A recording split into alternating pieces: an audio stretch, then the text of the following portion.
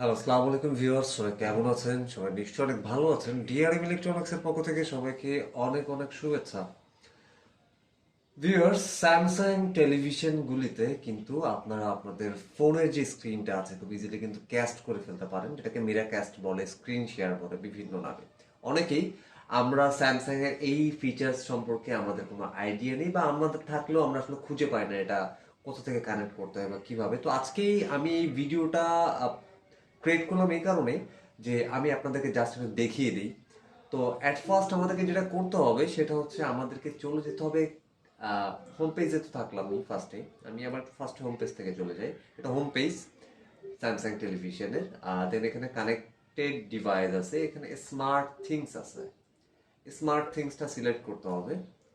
Smart থিংসটা select করার পর আপনাদের ফোনের ক্যাস্টে চলে যেতে হবে। আমি যদি একটু ফোকাস করে আপনাদেরকে দেখাই, এখানে দেখতে পাচ্ছেন ক্যাস্ট। সো আমি ক্যাস্টটা অন করব। এখানে দেখতে পাচ্ছেন স্যামসাং CU7500। আমি এটা জাস্ট একটু ক্লিক করব। ক্লিক করে কিছুক্ষণ ওয়েট করতে হবে, লাইক 10 সেকেন্ডস এরকম ওয়েট করব। ওয়েট করার পর আমার যে স্ক্রিনটা, ফোনের যে স্ক্রিনটা ওটা অলরেডি চলে গেছে টিভিতে। এখন লাইক হচ্ছে আমি একটা ভিডিও প্লে করি, মানে এখন ফোন থেকেই আমি যেটা প্লে করব সেটাই হচ্ছে চলবে। সো আমি একটা ভিডিও প্লে করি, লাইক হচ্ছে একটা 4K ভিডিও প্লে করি। 4K video 4K video play করি। সো ওকে, নর্মালি হচ্ছে আপনারা স্যামসাং এর যে কানেক্টিভিটি বা স্যামসাং এর যে ব্যাপারটা থাকে সেটা কিন্তু বেশ কিন্তু অনেক ফাস্ট এবং অনেক স্মুথ। আপনারা খুব ইজিলি কিন্তু এটা কানেক্ট করে নিতে পারবেন।